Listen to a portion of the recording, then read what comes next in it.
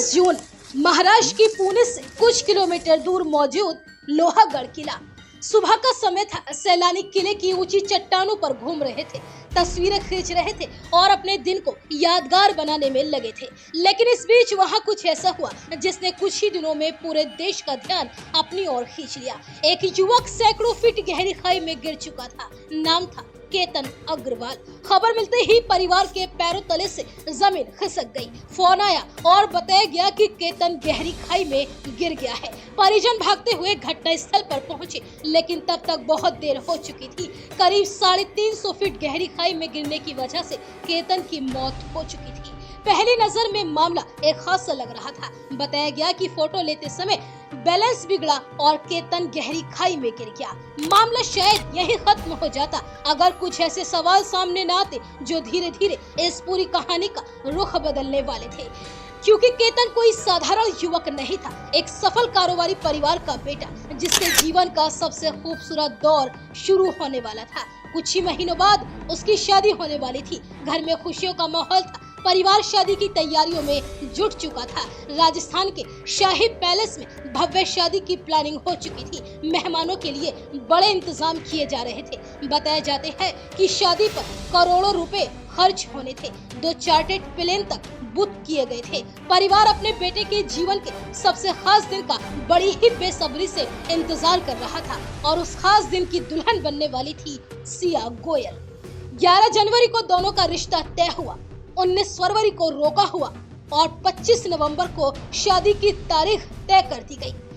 केतन अपने भविष्य को लेकर बेहद उत्साहित था। वह सिया को बेहद मोहब्बत करता था और उसके साथ नया जीवन शुरू करने के सपने देख रहा था। लेकिन सिया की जिंदगी में पहले से एक और शख्स मौजूद था। नाम था चेतन चौधरी।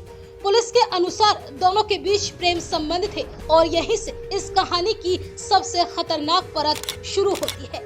19 जून को सिया का जन्मदिन था। केतन चाहता था कि यह दिन उसके लिए हमेशा हमेशा के लिए यादगार बन जाए। पहले दोनों ने बाली जाने की प्लानिंग बनाई। सारी तैयारियां और बुकिंग पूरी हो चुकी थी, लेकिन अचानक सिया ने बताया कि उसका पासपोर्ट कहीं खो गया है। बाली वाली ट्रिप रद्द हो गई। बाद में जांच में दावा किया गया कि पासपोर्ट वास्तव में खोया नहीं था, बल्कि उसे जानबूझकर फाड़कर फेंका गया था। लेकिन उस वक्त केतन को इसकी भनक तक नहीं लगी। ट्रिप रद्द होने के बाद भी उसने हार नहीं मानी। उसने महाबलेश्वर के एक लग्जरी रिजॉर्ट में सिया का जन्मदिन मनाने की प्लानिंग कर ली। करीब 40 कमरे बुक कराए गए। वह हर हाल में सिया को खुश देखना चाहता था, लेकिन इस बीच सिया ने एक और इच्छा जाहिर की। उसने कहा कि वह लोहागढ़ किले पर प्री वेडिंग शूट करवाना चाहती है। केतन भी तैयार हो गया।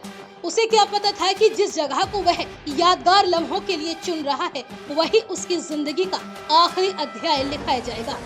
परिवार का दावा है कि सिया इससे पहले भी कई बार केतन को लोहागढ़ ले जाने की जिद कर चुकी थी। 31 मई को दोनों लोहागढ़ किले पर गए।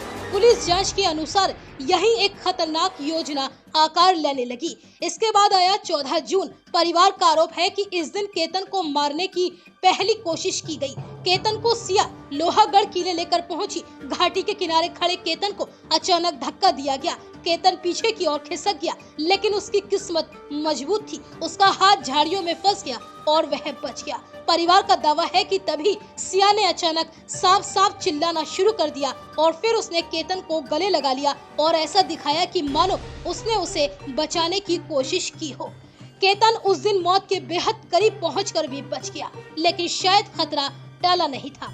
और फिर आया 19 जून यानी सिया का जन्मदिन। परिवार के मुताबिक सिया ने जिद करके एक बार फिर लोहागढ़ जाने का प्लान बनाया। सुबह करीब 8:20 पर केतन वहां के लिए निकला। उसे नहीं पता था कि यही सफर उसकी जिंदगी का आखिरी सफर बनने वाला है। करीब 10:45 पर परिवार के पास फोन पहुंचा और बताया गया कि केतन खाई में गिर गया है।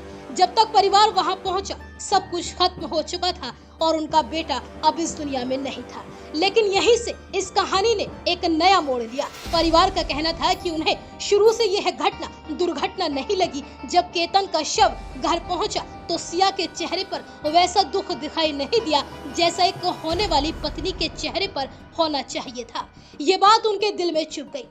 फिर एक और बात हुई। केतन के अंतिम संस्कार के बाद कई दिनों तक सिया उसके घर नहीं गई। जब वह पहुंची तो केतन की बहन ने उससे कुछ सवाल पूछे। बताया जाता है कि उसके जवाबों ने परिवार का शक और ज्यादा बढ़ा दिया और यही शक पुलिस जांच की नई शुरुआत बना।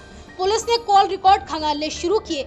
जो सामने आया उसने जांच अधिकारियों को भी चौंका दिया। जनवरी से जून के बीच सिया और आरोपी चेतन के बीच 2000 फोन कॉल हुई।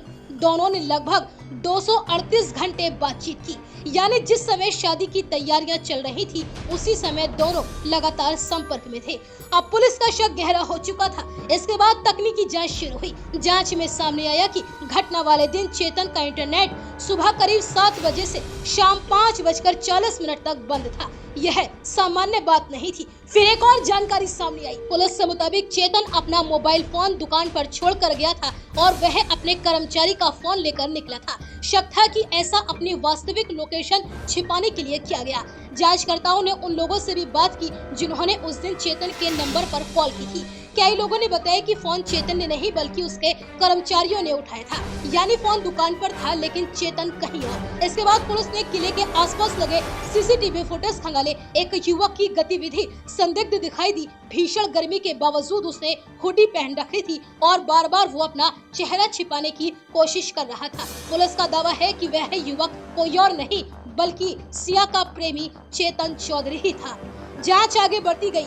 फोन रिकॉर्ड, लोकेशन, इंटरनेट गतिविधियां, सीसीटीवी फुटेज और पूछताछ में सामने आए तथ्यों को जोड़ने के बाद पुलिस इस निष्कर्ष पर पहुंची कि यह मामला सिर्फ हादसे का नहीं है। पुलिस के मुताबिक 19 जून को सिया ने चेतन को किले पर बुलाया था और फिर वहीं दोनों ने मिलकर केतन को खाई में धक्का दे दिया। लेकिन इस बीच एक और बात लोगों को हैरान कर रही थी। केतन की मौत के बाद जब उसका परिवार गहरे सदमे में डूबा हुआ था, जब एक माँ अपने बेटे को खोने के दर्द से टूट चुकी थी और एक पिता अपने जवान बेटे के जाने का दुख सहन की कोशिश कर रहा था, उसी दौरान सिया ने अपने इंस्टाग्राम अकाउंट पर केतन के लिए एक भावुक पोस्ट शेयर की। उसने लिखा था कि जब मैं तुमसे इतना प्यार करती थी तो तुम मुझे छोड़कर क्यों चले गए, वापस आ जाओ। सोशल मीडिया पर यह पोस्ट देखकर कई लोगों को लगा कि सिया अपने मंगेतर की मौत से पूरी तरह से टूट चुकी है। लेकिन वही दूसरी तरफ पुलिस की जांच एक बिल्कुल अलग कहानी की तरफ इशारा कर रही थी और यही वजह थी कि जैसे जैसे जांच आगे बढ़ी वैसे वैसे ये पूरा मामला और भी ज्यादा चौंकाने वाला बनता चला गया।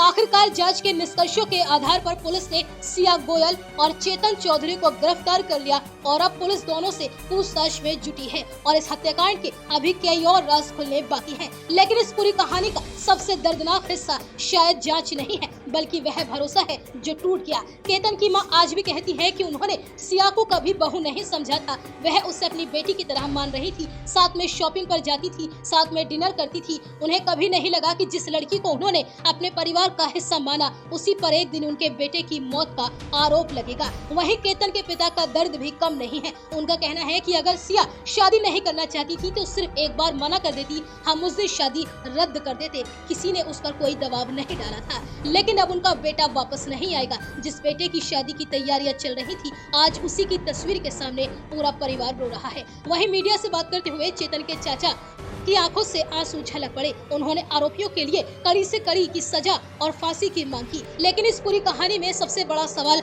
आज भी वही है, अगर सिया शादी नहीं करना चाहती थी तो उसने साफ तौर पर इनकार क्यों नहीं किया। फिलहाल सिया गोयल और चेतन चौधरी पुलिस हिरासत में है, पूछताछ जारी है और जांच एजेंसियां इस मामले से जुड़े हर छोटे बड़े पहलू को खंगाल रही हैं।